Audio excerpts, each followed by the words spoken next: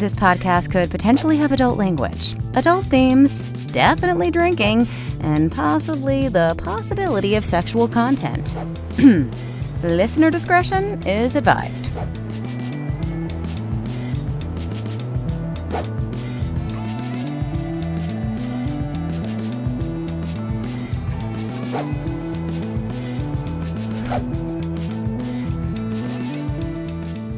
Welcome to Drinking with Authors, the podcast. I'm your host, Erica Lance. My amazing co-host today is the fantastic Bo Lake, and we get to meet with Debbie Weiss. Woo!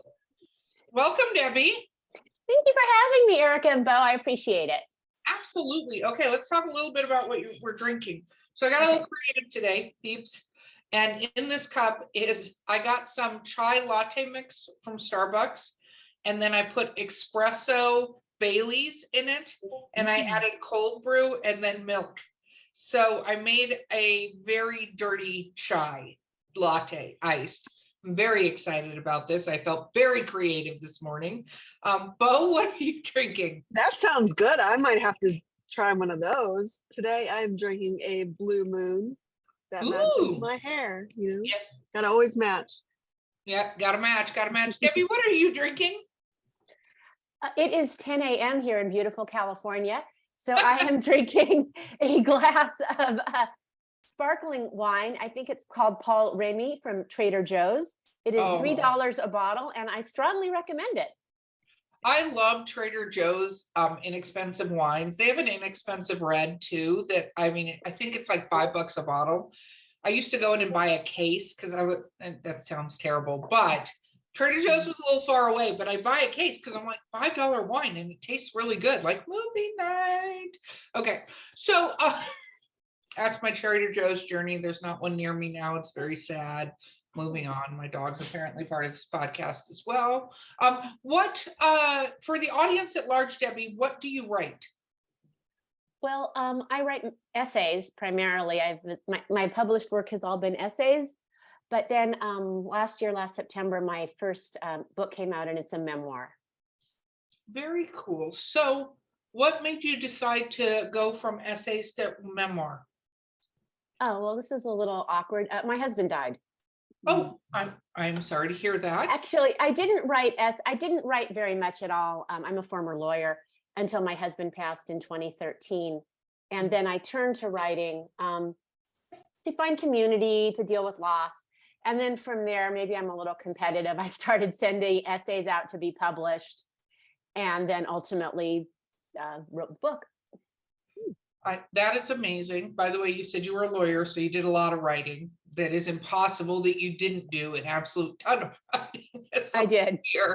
It was boring, but I did, yes. Yes, no, absolutely. So the memoir, when did the memoir come out? Last September. You can hold it up if you'd like. I'd love to. It's called Available As Is. And then the subtitle is A Midlife Widow's Search for Love. And it came out last September. Oh, that is wonderful. That is wonderful. So when you started writing the essays, because obviously you did have a profession where there was a lot of writing. And I know a lot of people, even if they want to be creative, if they have a profession that has a lot of doing the same thing, it's not fun when they get home. It's like you're writing all the time, and then you go home and you're like, I don't want to write anything anymore. Like, I'm good. That's true. Yeah. I didn't read either when I was practicing law. I didn't write. I didn't read. So, what was the first foray into writing essays? What was the first one you touched upon? Well, this is funny. I wrote, the first thing I sent out was to an online publication that isn't around anymore. And I think it was called XO Jane. And it was a magazine. It was for younger women. It was kind of viewed as a confessional, but I liked it because it was so honest. People just really said what they were feeling. And I felt like it was kind of put down because most of us were women, writing our experiences. And the first thing I had published was a piece called I Was an Online Dating Addict. I went real highbrow. Yeah. That sounds fun. Yeah. It was cool. Yeah. Online dating is a whole interesting realm in and of itself, isn't it? So now I have a question. So now you published this memoir. Do you have other different writing aspirations? Like, has this caused you to go, you know what, I want to do this, or where has this taken you? Well, it's taken me on the positive side, which is good to be positive. I've really met cool people doing this. I'm pretty insular. I quit practicing law about 20 years ago when I was 40. So I didn't do that. When my husband died, I was real isolated. When I was writing, it gave me a sense of community. I had classes. And then from the book, I have been doing a fair number of podcasts. Everybody's been so fun to talk to, sending a few things out to magazines, meeting, fellow authors virtually. That part's been fantastic. But I don't have any more writing aspirations in terms of being published. It's too, it's an adult podcast. It's too fucking expensive. Okay, well, let's take a little foray into your little publishing journey and what happened and how you did it. So you write the memoir. How did you go about getting it published, out of curiosity? Curious, inquiring minds want to know that apple chai lattes. Please tell us. I tried. When I had the book ready to go, if I recall, it was the beginning of the pandemic. Things were just kind of starting. We didn't even really know what it is yet. I remember because I was in school, actually went back and I got a master's degree. I was 56 at a college. And at that point, I got the MFA to get the book better. I was working with a pretty famous editor. She was a established author. She was giving me ideas. And I sent the book out to a bazillion agents and nothing happened. I'm gonna be honest. This is a memoir about a privileged person becoming widowed. It probably has maybe a limited appeal, honestly. So I went with a hybrid publisher, She Writes Press, who are amazing, but it's also very expensive. And by the time you've hired a publicist and tried to get the book out there and paid for the publishing, and again, most authors, you don't make much back. It's been a bit much. I mean, I haven't really it's been odd trying to be like my own publicist, be my own book promoter. It's just too, ads are ridiculous. It feels like there's this group of us people and everyone's sort of targeting saying, for $3,000, you could be in 5 newsletters that go to influencers. I'm tired of trying to influence. Yeah, no, and I'm actually kind of glad you brought that up, because there are hybrid presses out there that are great, but at the same time, I think some hybrid presses, and I'm not sure who you're with, so I'm not picking on them, are actually vanity presses in disguise. So a vanity press charges you for everything and basically doesn't do anything on the other side. They just go, here's your book, and go make it happen. And there's a lot of misnomers about getting your book out there and stuff. There is a lot to do with marketing, but it shouldn't actually cost you a lot to create your author platform and do word of mouth. Like, there's a lot of book clubs you can reach out to. There's even a thing called bookclub.org, I think it is. I'm going to look it up right as we're speaking, so I'm using the right, bookclubs.com. And you can actually go on there and create a book club and for your book even, or you can go on there and find book clubs that do certain like memoirs and stuff like that. To create it, because I do think that there, more and more, there are some groups that are doing guidance. Like, I know the Author Talk Network, which is out there now, is starting to do a lot of guidance. They're actually, I think the first book comes out February and March, but it's about how to promote yourself and what the writing process should be and what the dangers are. And I only know this because they asked me to write a chapter in 2 of the 3 books they're putting out. But it is dangerous, because you get these like, hey, if you do this, I'll send it to my 50,000 Twitter followers. Like, who the hell knows who's actually following you, and do they actually buy books? That's cool. Yeah. You managed to get 50,000 Twitter followers, but it is very dangerous and can be exhausting for people, because it's a lot of money, and you go, well, wait, I don't know.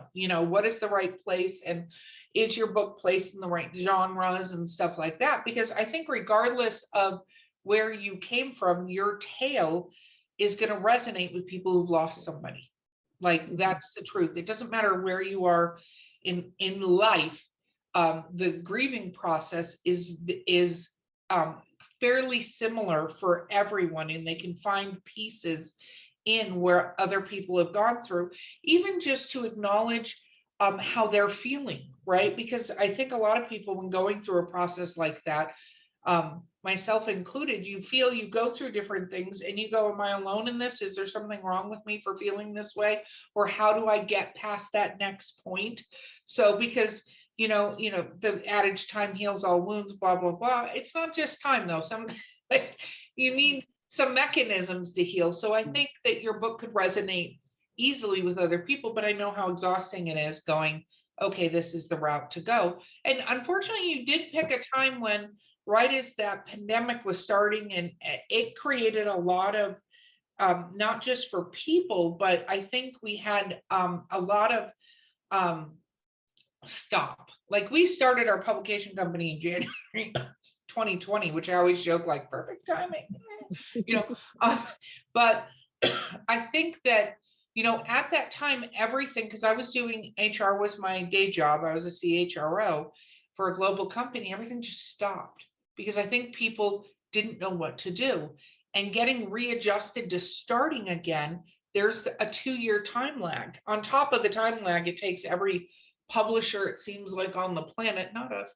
And there are several smaller presses that actually treat authors really, really well, but a lot of them, everything stopped. So they stopped. So then they stopped. And then, communication comes back years later. I saw somebody post the other day that they had submitted a book, and 3 years later, they got a rejection notice. 3 years.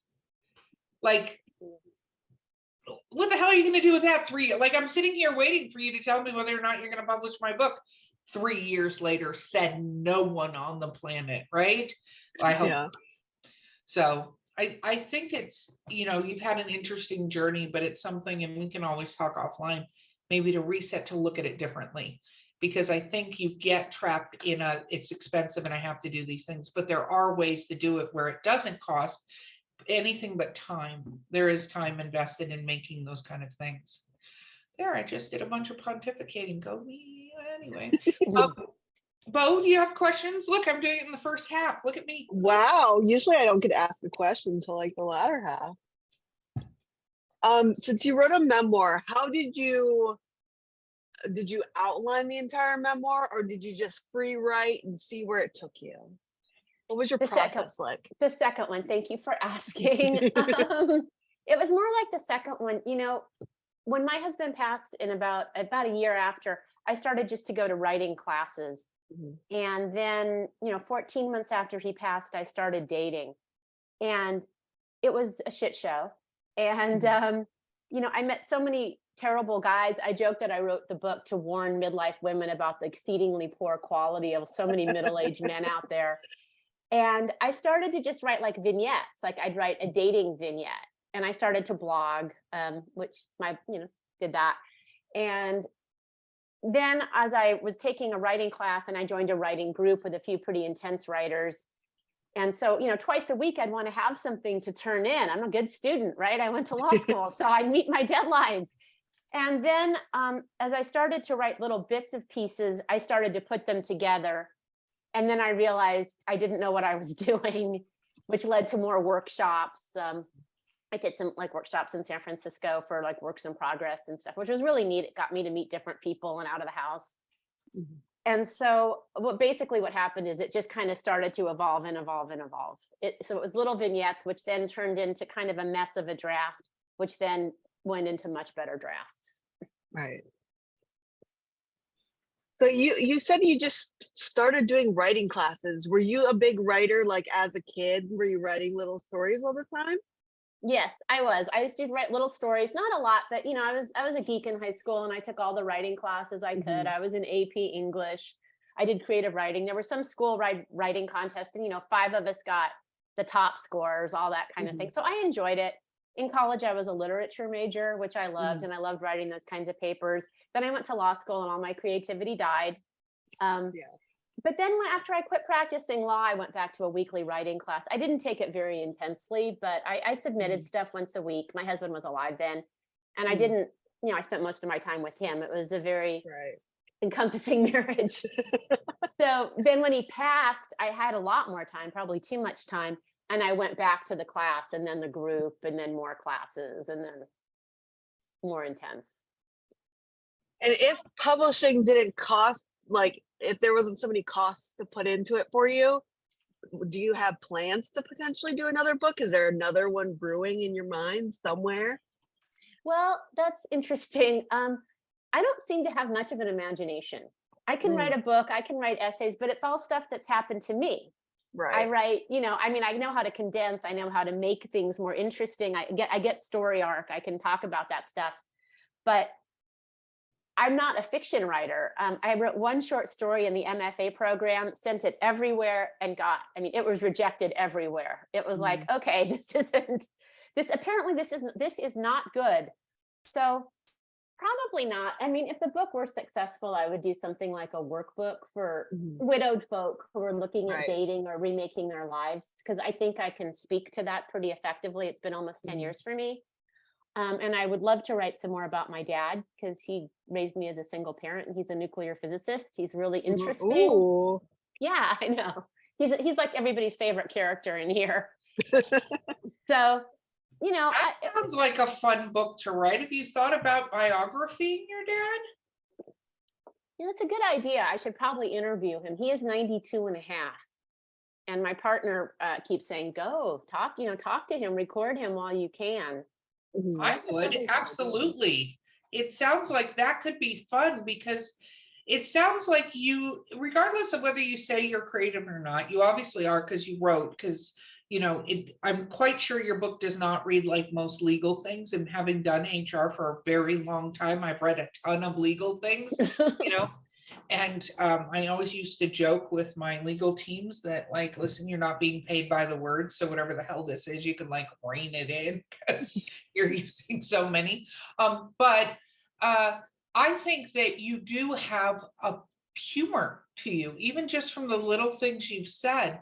So putting that spin and humanizing the person, which is, a skill set, regardless of where you are in law or what you're doing. It sounds like you have that aspect of it. And that is a whole skill set that not every writer has, taking real life experiences and being a storyteller. So you are a storyteller. Now, I'm not saying you can write a fantasy novel. I can't write a fantasy novel because that's too much world building, and screw that shit. Said that many times on the show. I write humorous erotica, and my humorous erotica is based on a lot of real life experiences that I've had, right? Just fictionalized, and with, compartmentalizing some of it and stuff like that, because you could have like a 2-week road trip. Well, nobody wants to hear about every single day necessarily on the 2-week road trip, but you can condense it, right? It sounds like you have that skill set. So I think it's something, just my advice, that you might want to go into, and then we can, like I said, talk offline about how you can approach finding your audience for your book and your workbook and things like that. But I would write your dad's biography. I think that's a brilliant idea, because, a nuclear physicist, that is, Sheldon Cooper all over the place. Like, look at that. That is like the #1 TV show for like 10 years. So people are interested in that subject. So that's I would do that. Well, thank you. I think that's a great idea. Because but my dad's cool. His life was really interesting. He was born in 1932. So he's seen a tremendous amount, and he did some government work, which is interesting. And anybody who can understand quantum mechanics is pretty interesting. I can't. No, totally. Exactly. But I think you do have that skill set. So that's my advice. I know we just met you, but barely know you, but that's something I think.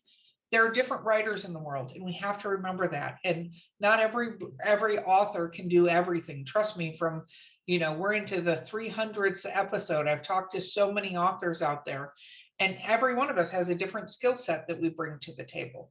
So I would not take away from your skill set whatsoever. Thank you. And a lot of us think we don't have a skill, and then find out that we do, like, because we just are like too afraid to try a thing, and then we try it, we're like, oh, I'm actually kind of good at that thing.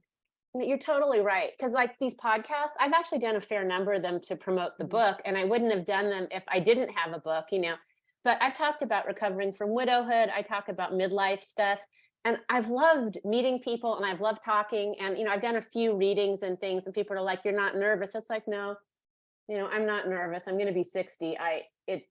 I'm past that kind of nervousness. Do I look okay? I don't care. I mean, and it's all gone fine, but it's not a skill set I would have thought I had reaching out. Because I send out a lot of emails and I talk to a lot of folks and I really like it. And that's a different skill set. And, just being able to ask for things is useful. I agree 100%. And, the fact that you have done that, you're actually steps way above some authors that don't reach out at all. Like, you'd be amazed how many, because there are more guidebooks coming out to help authors to do stuff, but they're not just abounding around the place. And it's sometimes hard for authors to find it because there's a lot of misinformation too, and stuff on how to do things. So no, you being on podcasts and talking about all this stuff, I think is completely fabulous. So I know you said previously that on a lot of the podcasts you talked about the book itself and the journey. How cathartic was it? Because I know when we've talked to other people who've written memoirs about certain subjects, they've said that even just writing it down was hugely cathartic to get the thoughts out on it. And it was originally to write it all and to go through that cathartic experience it was hard too. It's really emotional. My husband he died of cancer and he was in denial about it. So our goodbye was kind of ugly because he thought he was going to get better. And instead he was dying, but he wouldn't acknowledge it. He didn't involve his parents, which was very hard. He turned down kind of outside help that would have been certainly better for me as his caregiver. I had a lot of guilt when he died, and being able to write it all down and go through those experiences, it starts out being cathartic. And then at the end of the day, it's really hard. You go home and you're done. I work from home, and I'd be like, okay, I just need the most comforting TV show and, take out mac and cheese, two servings, bottle of red, it was hard. But ultimately, at least for me, when I tried to turn it into what I considered a marketable book, something that read really well.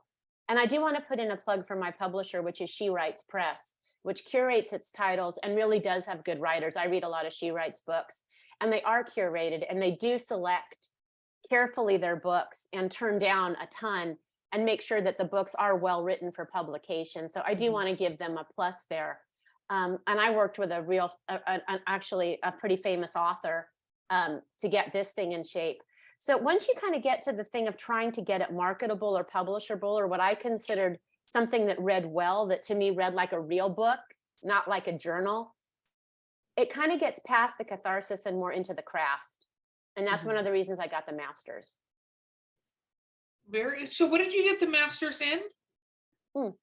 I have an MFA in creative writing, and my genre was creative nonfiction. Wow. So you literally went and got all the education on this too. You definitely need to write more. You put all that effort into, you definitely need to write. It was fun. I mean, it was fun. I went back to school. I was 54. I graduated at 56. It's fun to go back to school and be surrounded by, young, cynical people. And it was also helpful to me because, the classes were full of some kids. I call everybody kids now, people in their 20s and their 30s and their millennials and their Gen Z. And I was wondering if the book would resonate with them. And a lot of them really liked it because I have kind of a cynical sense of humor, and it worked. So it was helpful for me to see that it worked beyond, middle-aged Caucasian ladies. No, I'm telling you, that's the thing is, I think your humor is even just a brief thing we've seen in it. And honestly, when you were describing the story with your husband briefly, obviously, I had a similar situation. I lost my mom when I was 27 to breast cancer that she was going to handle holistically, it was, and you get anger from that. So I 1000% relate to what you said, because you just go, everybody's journey has to be their own journey, but there are those situations where we're like, what the actual fuck? Like, what are you doing?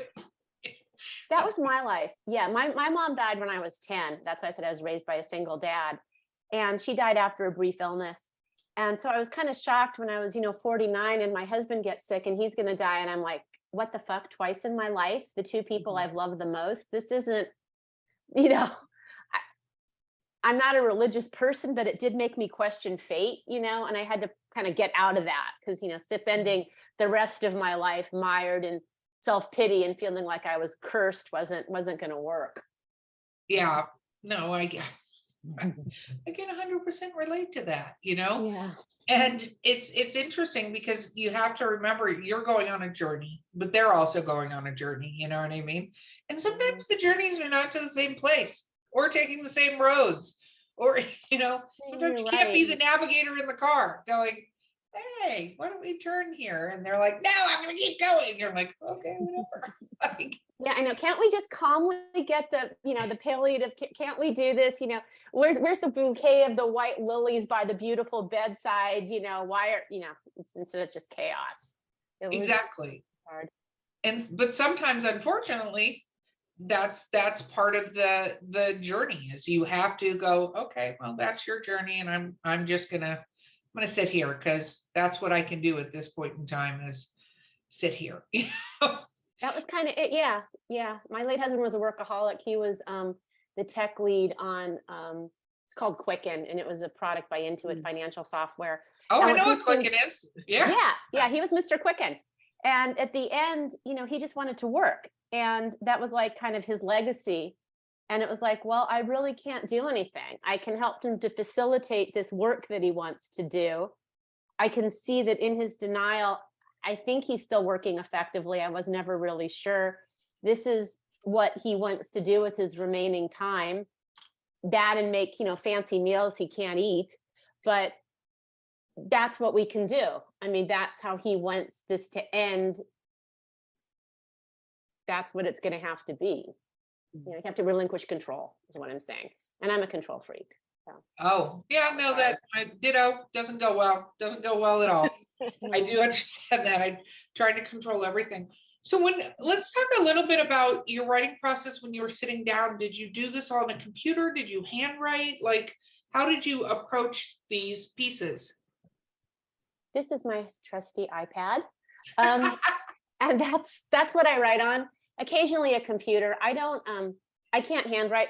My dad and I both have horrifically illegible handwriting. It's completely useless. If I do anything, like when I was in class or taking notes, I type. I don't know. I'm not sure in retrospect how I got through the essay part of the bar exam, making it legible, but I was 25, so I guess my writing was better then. But I type on an iPad and did my vignettes and such. And then when I wanted to do bigger things, because at some point it all has to come together, and that's really hard. And then I used a computer. I have a big old Mac. I'm using that for this.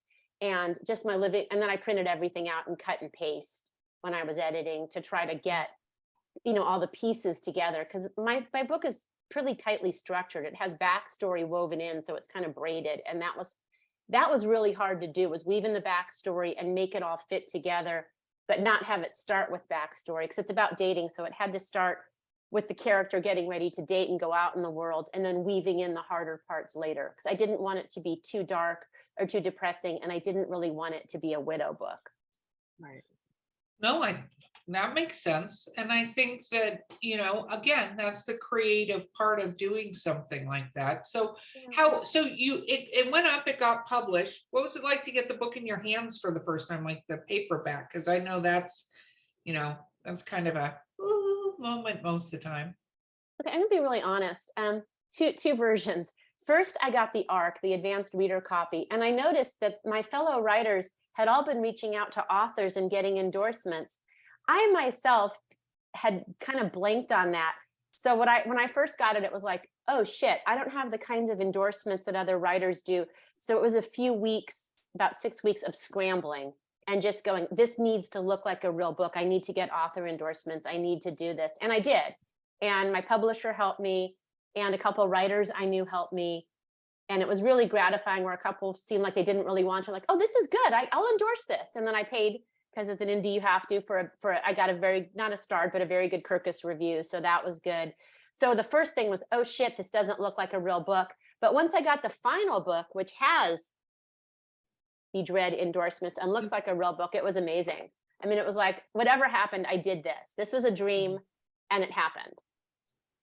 Very cool. What about your first reviews? The book goes up and then do you look at your reviews? On Amazon? Okay, I don't do a lot of, I didn't do this well. Again, you're supposed to have something called a street team. You're supposed to have people who had it ahead and were giving out reviews. I know some people and some people I know posted reviews. A few other people did. My reviews are pretty stalled at this point, but they were good. The reviews are good.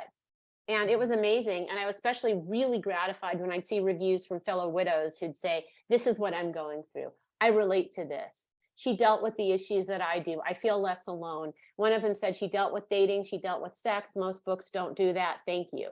So for me, it was really gratifying just to see some reviews.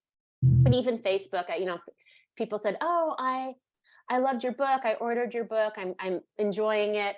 One woman just put in a quote, a thing that a widowed woman said that she read my book and it encouraged her to take her daughter on a trip to Paris to go with her daughter. So things like that make me happy. I feel like I'm helping people. I mean, that's kind of the widow thing. I think this kind of thing when you're widowed, at least for me, part of it was the loneliness and feeling so alone. And feelings were so crazy. Like, it's like being 13 again, but with a terrible loss. You're so unmoored. I was so unmoored. So the fact that I got reviews from people, widowed folk, and divorced people too, who said it was helpful was great. Because, you expect to spend your life partnered, and then it's like, now what? Yeah, no, exactly. And I think that's great. And you are getting the type of reviews. So, that's one thing is if you put out a memoir and nobody is saying that it's impacting them at all, you're kind of like, is anybody reading it? Like, what's happening out there, right? Have you done any like book club events or anything like that with readers? It hasn't happened yet. I've done readings at a few bookstores. I did a wonderful Q&A with the rabbi at my local synagogue. And I was thinking of my grandma Miriam looking down from heaven. We're Jewish, so this was meaningful to me. I have another bookstore event coming up near where I live. I said a ton of podcasts. My own book club read my book. I twisted their arm a little. But I really haven't had, I did do a couple, I'm lying, a couple virtual book clubs. I've done a couple virtual book clubs where widows groups reached out to me, and I did a couple online. Small, people didn't come. I did one in Canada, in Calgary, and for some reason that was the day Calgary's internet was having a bad day. But I did that, and then tomorrow I'm doing virtual book club for the National Memoirs Association. So I seem to be getting a few organizations, generally widows, find me for a book club, but not so much people. I think I put it out there a few times on Facebook. If you want me, I'll show up virtually. But, No, I think that's great. That's exactly what you need to do, right? Yeah. I'm happy to do that, again, virtually, but yeah. But so again, a couple widows groups. Mm-hmm. How was the in-person readings and signings? How was that for you? Fun. I really enjoyed it. I haven't gotten big turnouts, honestly. Some people, it's kind of a mix of a few people I know, maybe a few widows and divorced women, people who just support the book, people I've known. My local yoga company had an event, and there were a few of us on mats chatting, but I love that. I mean, it's neat because people connect. I've always gotten involvement in the audience. People ask me a lot of questions. They get involved. They share their stories. And like one reading I did at a bookstore here in Pleasanton, California, it was really neat because it was some women, and some were divorced, and there were some widows, and a couple were looking for community, and they kind of bonded at that reading. And that was really neat.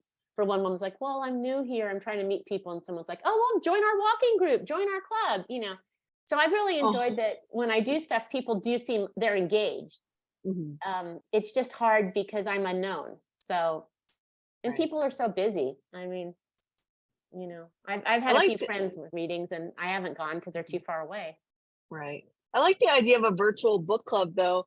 That's not to say there was a good thing about the pandemic or anything, but it's great that there's been more options for like book clubs to meet up like worldwide, or you to go to a book club in Canada without having to leave your house. It's been really eye-opening to see how like things have changed in like some good ways, I guess. No, I agree with you because I think that it opened the world a lot more where it closed it in a way. So yeah, go back and forth. It closed it in a way, but it also Yeah. opened it in a way. Yeah. Because it created a situation where we could, um, I don't know how exactly to say this, but like you could reach more people, you could broadly, and especially people that maybe don't go out to things or whatever. It's easier for them to be behind a computer doing stuff. And there's a lot of people in the world that's the case. And but you found people that you wouldn't have found because they weren't in this little community, they were in this worldwide community. Right. And I think you will be surprised, Debbie, how much your book will pick up momentum, because the truth is 64% of book sales, literally, and this is, I'm not making this up, this is by written word media and stuff like that, is by author platform and word of mouth. And word of mouth is going to those things in book clubs. And then this person says to this, and it sort of starts at, the avalanche effect in a good way. Not a bad way, where it, you have enough people that when word of mouth and things come up and they go, oh, hey, you should read this book, or hey, I had this in their life thing. And then it just starts to sort of spider web grow. And that's how you have to do it. And doing,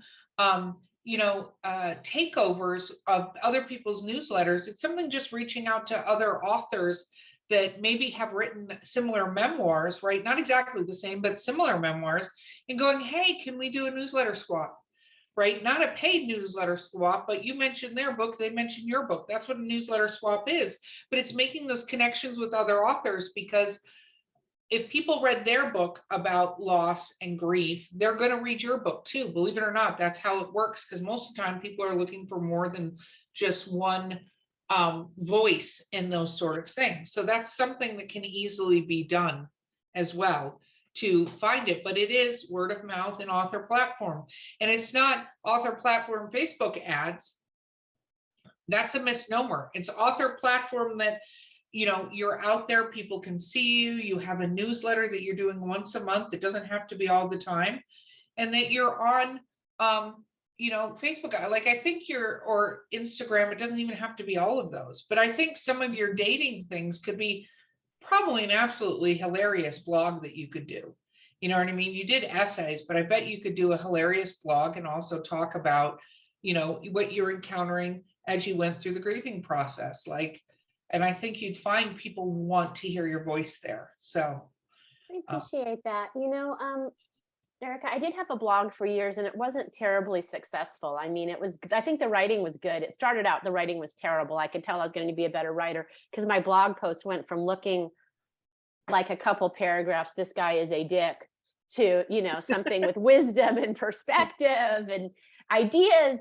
And then for a little bit, I wrote on Medium, and I was actually pretty successful on Medium. I was a top writer for a bit. And now I haven't been. I don't know, the publication I wrote for shut down. Medium doesn't feel like Medium. And I kind of ran out of nasty things to say about middle-aged guys, but I've been in a relationship for 5 years. So I'm kind of out of material, which, but yeah, you're right. I probably should get back into that. My newsletters people like them, again, it's just not a huge group and it's hard to kind of get people to be interested in that. It's true, but that's what I'm saying. If you find things to write about, and it's once a month. And when I say blog, I'm talking about the blog that goes with your newsletter once a month on this thing, and you did it, but you find other people who published a similar book and you just do crossovers.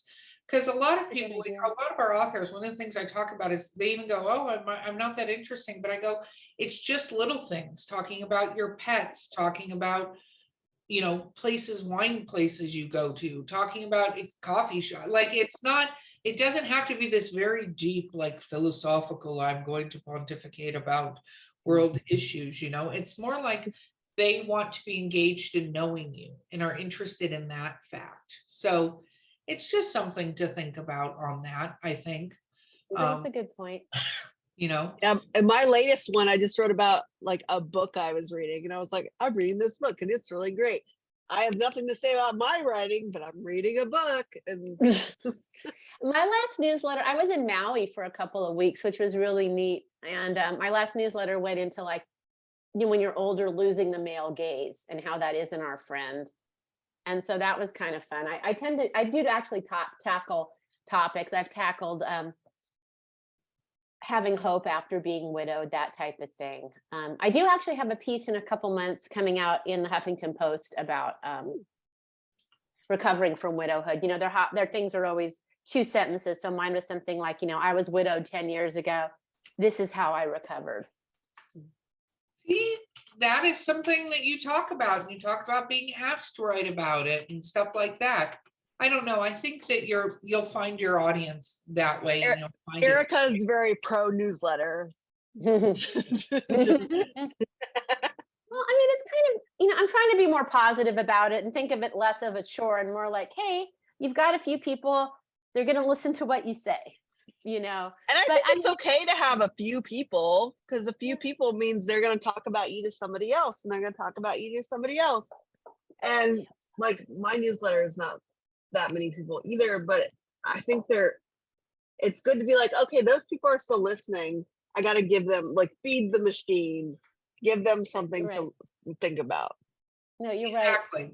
No, you're right. I actually was asked to do it was a 3-day like virtual conference of 20-minute interviews with women who were midlife experts, and I was your kind of midlife loss expert, you know, dating after widowhood. And I had to do 3 newsletters to mention the event. And so I was straining because I don't advertise things. I'm a writer, so I don't want to say, you know, buy this subscription or do this. I did think it was a good event. I do support it. I love the interviewer. She's amazing.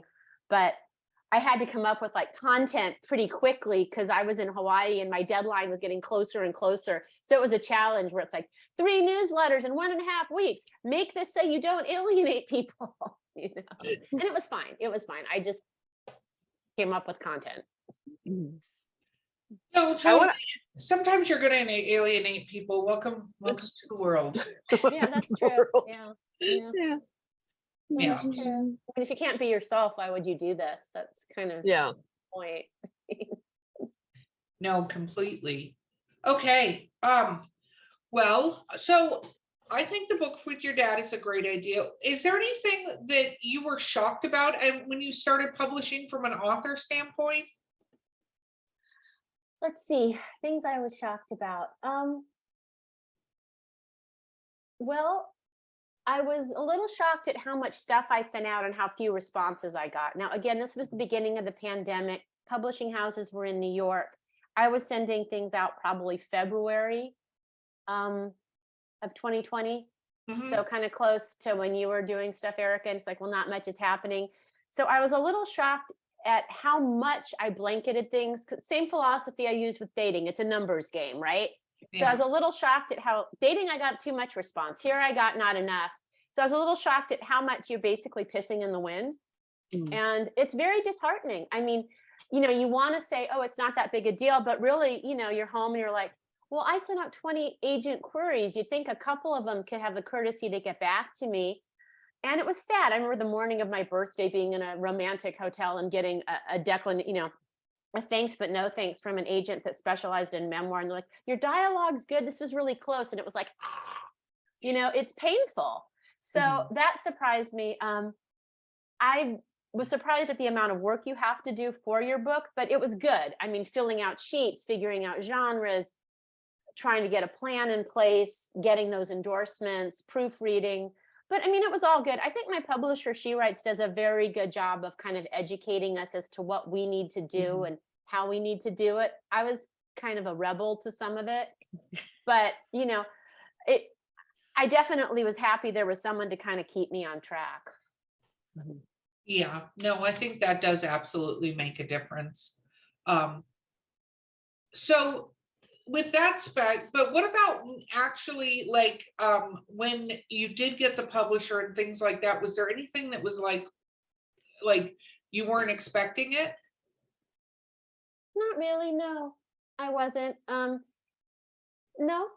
I was very happy at that point to get a publisher. I'd sent She Writes a full copy of the book. I'd worked with an expensive editor. I was like, well, nobody's getting back to me. I'm getting a few rejections. What the hell's going on? And to hear, no, we think this is ready to go, made sense to me because I'd worked again with a pretty fabulous editor and we went through it a few times because it needed a lot of work to get it where it needed to be to have any depth. I mean, that's the hardest part. So I wasn't really surprised. the length is a long time. You sign up and then it's like 2 years or I forget, a year and a half. It was a long time before the book was, a book out there, but it wasn't that surprising. It was just mainly a lot of forms, a lot of deadlines, a lot of stuff you keep doing, Yeah. That was a Yeah. little surprising. No, absolutely. Okay, Bo, my friend, final question. Well, I know we've talked about your dating experiences. Do you have a funny dating story to tell? I can. Yes. Yes, tell it. Yes. Okay. I was a young, undernourished 50-year-old widow, wearing the last of my designer bling I don't own anymore. And I started to date this really rich older artist, about 13 years older. He lived in Berkeley. He was very established, mansion. What I hadn't really realized is he was a dinosaur and a terrible remnant of the patriarchy. And I don't know. I remember him saying, I didn't catch flags. Like at one point he said, well, you've been married a long time, so I know you know how to get along with a man, which is terrible, right? And I thought, okay, I guess that works. But I'd hosted a couple of his events. I was sort of here doing the educated, sophisticated, undernourished thing. And at one point I host this big event with him. I mean, it was fun. It was a privilege to be asked. But then the next day he explained to me over breakfast at this beautiful little cafe in Oakland. It's called Oliveto. It was just perfect in Rockridge. He explained to me how I wasn't grateful enough, what it would have cost had I not been able to go to his fancy event as his guest. And I needed to pay for breakfast. I needed to pay for more things. At this point, I had straightened out my husband's estate and was thinking, what am I going to do? And he's, a bazillionaire.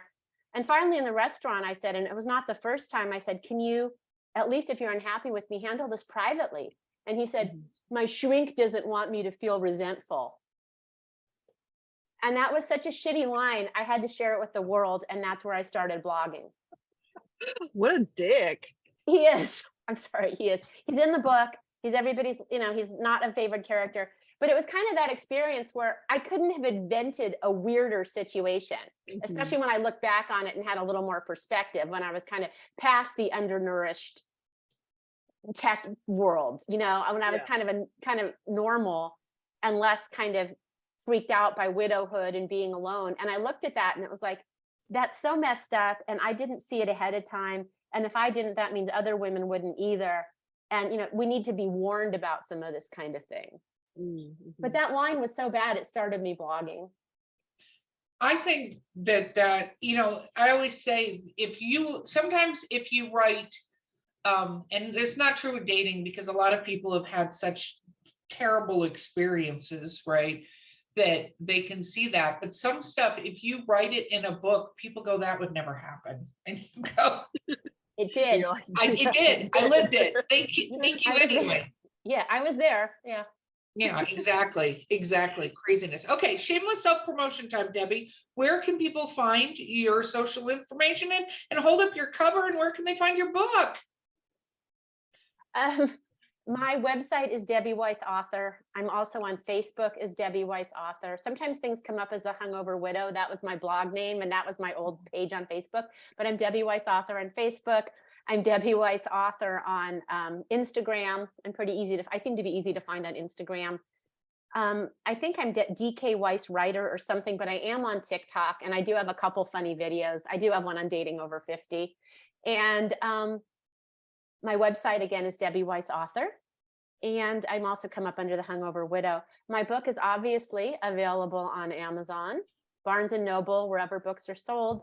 And I always make a pitch to order it from your local bookstore, because my local bookstore, Bookshop Benicia here, has been so kind to me, giving me an event, stocking the book, and so did Rakestraw in Danville, where I grew up. So you can also order it from independent bookstores, which I think is nice. I think so too. I appreciate so much you being on this podcast. Thank you so much for being here. Well, thank you for having me. I really appreciate it. This was a lot of fun. Absolutely. Guys, this has been Drinking with Authors. I've been your host, Erica Lance. My co-host has been the amazing Bo Lake. Our guest has been Debbie Weiss, and we will see you. Oh, don't forget to like and subscribe. Oh my goodness, I don't know why. Like, subscribe, and review. Thank you, Bailey, for almost having me forget that part of it. And we will see you next time.